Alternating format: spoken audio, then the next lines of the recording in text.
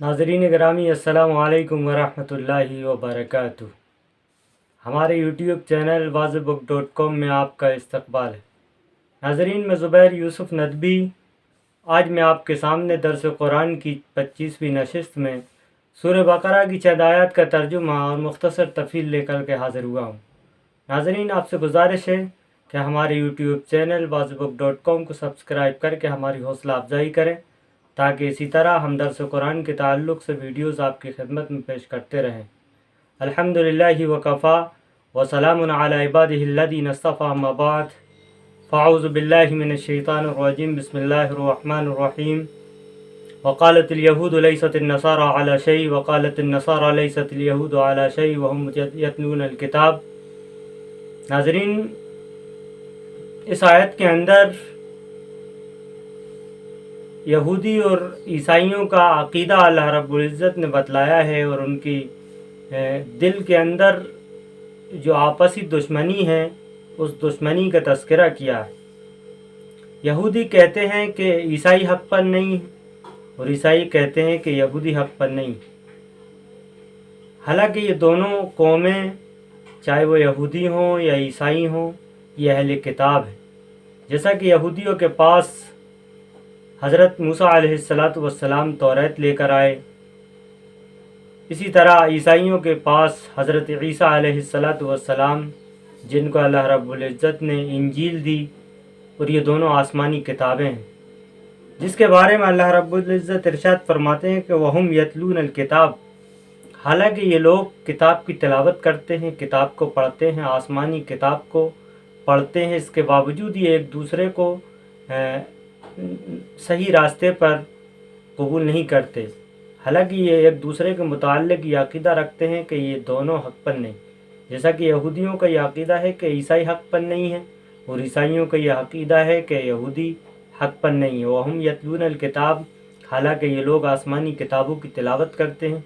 जैसा कि कुरान से पहले जो आसमानी किताबें हैं, तौरात और ज़बूर, जो यहूदी और ईसाइयों को दी गई थीं, इन लोगों ने उसके अंदर तहरीफ की और रद्द बदल किया और उसके अंदर अपनी मन मर्ज़ी के एतबार से अहकामात में चेंजिंग की, और उनके जो पेशवा थे, जो पादरी और पोप थे, उन्होंने उसको बदल कर और तब्दील करके रख दिया। नाज़रीन, आगे अल्लाह रब्बुल इज़्ज़त इरशाद फरमा रहे हैं कि कज़ालिका क़ालल्लज़ीना ला यअलमूना मिस्ला क़ौलिहिम, इन्हीं की तरह उन लोगों का कौल है जो कुछ भी नहीं जानते, यानी मुशरिकीन, काफिरीन, वो लोग जो गैरुल्लाह को की परस्तिश करते हैं। उनके बारे में अल्लाह रब्बुल इज़्ज़त इरशाद फरमा रहे हैं कि जिस तरह यहूदी और ईसाई एक दूसरे के मुताल्लिक़ ये कहते हैं कि ये हक़ पर नहीं है, इसी तरीके से उन लोगों का कौल भी है जो मुशरिकीन हैं, जो कुछ नहीं जानते। ला यअलमूना मिस्ला क़ौलिहिम, इन्हीं की तरह उन लोगों का भी कौल है जो कुछ नहीं जानते। फ़ल्लाहु यहकुमु बैनहुम यौमल क़ियामा, और यकीनन अल्लाह रब्बुल इज़्ज़त क़यामत के दिन आखिरत में इन लोगों के दरमियान फ़ैसला कर देगा। फ़ीमा कानू फ़ीही यख्तलिफ़ून, उस चीज़ के बारे में जिसके बारे में ये झगड़ रहे हैं, ये इख्तिलाफ़ कर रहे हैं, ये आपस में झगड़ रहे हैं, इसके बारे में अल्लाह रब्बुल इज़्ज़त यकीनन कल क़यामत के दिन फ़ैसला कर देगा। जिस तरह यहूदी ईसाइयों के मुताल्लिक़ ये कहते कि वह हक़ पर नहीं, और ये ईसाई यहूदियों के ताल्लुक़ से ये कहते हैं कि वह हक़ पर नहीं, तो अल्लाह रब्बुल इज़्ज़त के यहाँ कल क़यामत के दिन इन दोनों कौमों को पता चल जाएगा कि हक़ पर कौन था। अल्लाह रब्बुल इज़्ज़त इनके दरमियान फ़ैसला कर देंगे। इसी तरीके से मुशरिकीन के बारे में भी अल्लाह रब्बुल इज़्ज़त फ़ैसला कर देंगे। उसके बाद अल्लाह रब्बुल इज़्ज़त इरशाद फरमा रहे हैं कि वमन अज़लमु मिम्मन मनअ मसाजिदल्लाहि अन युज़करा फ़ीहा इस्मुहु वसअ फ़ी ख़राबिहा, कि उस शख्स से बढ़कर ज़ालिम कौन होगा, उससे बढ़कर जुल्म करने वाला कौन है जो अल्लाह की मस्जिदों में अल्लाह का ज़िक्र करने से रोके, लोगों को मना करे कि वह अल्लाह की मस्जिदों में जाएं और उसका ज़िक्र करें। उससे बढ़कर ज़ालिम और उससे बढ़कर बदबख्त और उससे बढ़कर कमबख्त कौन हो सकता है जो अल्लाह की मसाजिद के अंदर, अल्लाह की इबादत गाहों के अंदर अल्लाह का ज़िक्र करने से लोगों को रोके मना करे।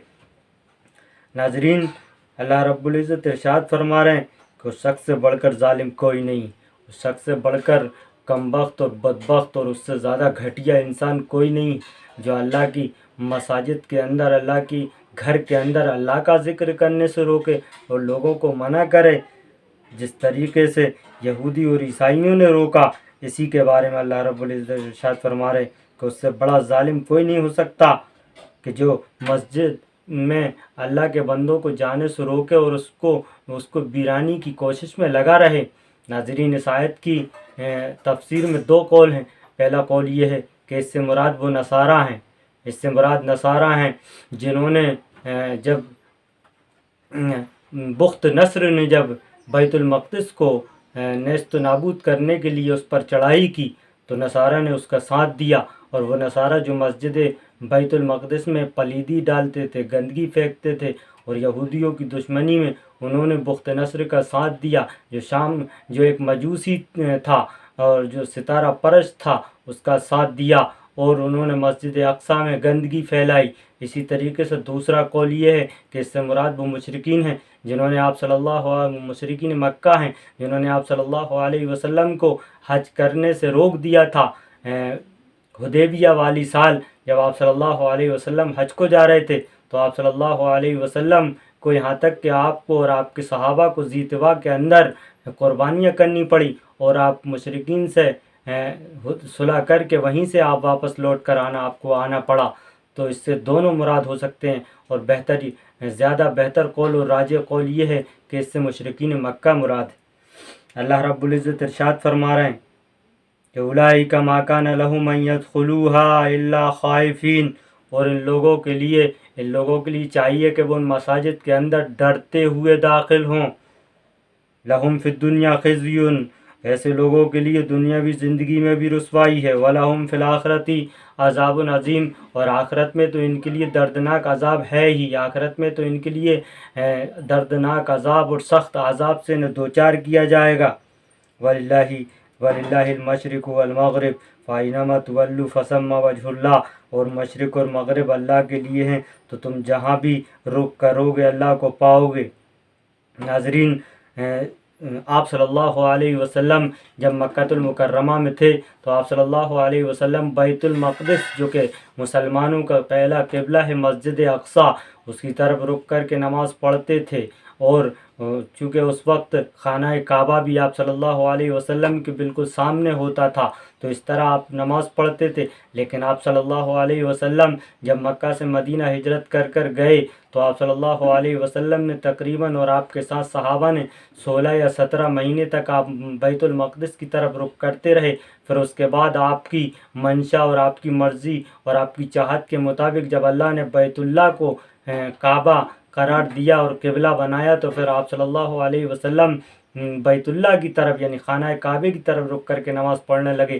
تو مشرکین نے یہ طعنہ دینا شروع کر دیا، جب تک آپ نے بیت المقدس کی طرف مسجد اقصیٰ کی طرف رک کر کے نماز پڑھی تو یہودی لوگ یہ خوش ہوتے تھے اور یہ سمجھتے تھے کہ اللہ کے رسول بھی بیت المقدس کی طرف رک کر کے نماز پڑھ رہے ہیں۔ لیکن جیسے ہی آپ صلی اللہ علیہ وسلم کو یہ حکم دیا گیا کہ وہ خانہ کعبے کی طرف رک کر کے نماز پڑھیں، مسلمان خانہ کعبے کو قبلہ بنائیں، تو پھر یہودی آپ کو طعنہ دینے لگے۔ اسی کے بارے میں یہ آیت نازل ہوئی کہ وَلِلَّهِ الْمَشْرِقُ وَالْمَغْرِبُ، کہ کہہ دیجیے ان مشرکین سے، ان یہودیوں سے کہ مشرق اور مغرب اللہ کے لیے ہے۔ فَأَيْنَمَا تُوَلُّوا، تم جہاں بھی رخ کرو گے، فَثَمَّ وَجْهُ اللَّهِ، تم اللہ کو پاؤ گے۔ ان اللہ واسع علیم، بے شک اللہ رب العزت تو وسعت والا ہے اور جاننے والا ہے۔ وَقَالُوا اتَّخَذَ اللَّهُ وَلَدًا، اور ان لوگوں نے یہ کہا کہ اللہ رب العزت نے بیٹا بنا لیا۔ سبحانہ، اس کی ذات تو پاک ہے، وہ ہر چیز سے پاک ہے اور ہر چیز اس کے قبضہ قدرت میں ہے۔ بل لہ ما فی السماوات والارض، بلکہ آسمانوں میں اور زمینوں میں جو کچھ پوشیدہ ہے یا ظاہر ہے وہ سب اللہ کا ہے اور ہر چیز اللہ کے قبضے میں ہے۔ کل لہ قانتون، ہر چیز اس کی فرما بردار ہے، اس کی کنٹرول میں ہے۔ وہ جب چاہتا ہے جس چیز چاہتا ہے چینجنگ کر دیتا ہے، اور جس چیز کو جس کام پر اس نے مقرر کر دیا ہے وہ اس پر مقرر ہے، اسی طرح کام کر رہی ہے۔ جس طرح سورج اور چاند اور بڑی بڑی جو مخلوقات ہیں، سیارے اور ستارے اور کہکشاں ہیں، ان کو جس حدود کے اندر اللہ نے متعین کر دیا ہے وہ اس حدود سے وہ حد سے تجاوز نہیں کر سکتے، اور جس وقت میں ان کو نکلنے کا حکم ہے اس وقت سے وہ مخالف نہیں ہو سکتے، خلاف ورزی نہیں کر سکتے، اور جس وقت میں انہیں ڈوبنے کا حکم ہے اس سے بھی وہ خلاف ورزی نہیں کر سکتے۔ گویا کہ ان کا ایک دائرہ ہے، اس دائرے کے اندر وہ کام کر رہے ہیں۔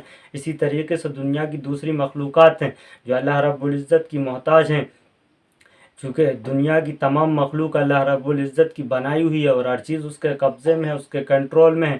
ناظرین، اسی طریقے سے یہ انسان جس کو اللہ نے کچھ اختیار دیا ہے، اس کو بھی چاہیے کہ یہ انسان اس کی عبادت کرے، اس کی بندگی کرے اور حد سے زیادہ تجاوز نہ کرے۔ اللہ رب العزت مجھے اور ہم سب کو، آپ کو، مجھے، ہم سب کو صحیح راستے پر عمل کی چلنے کی توفیق عطا فرمائے اور شریعت مطہرہ پر اور شریعت اسلامیہ پر مکمل طور پر عمل کی توفیق عطا فرمائے، اور اللہ رب العزت ہم سب کو جنت کے راستے پر گامزن ہونے کی توفیق عطا فرمائے۔ وآخر دعوانا ان الحمد للہ رب العالمین۔ السلام علیکم ورحمۃ اللہ وبرکاتہ۔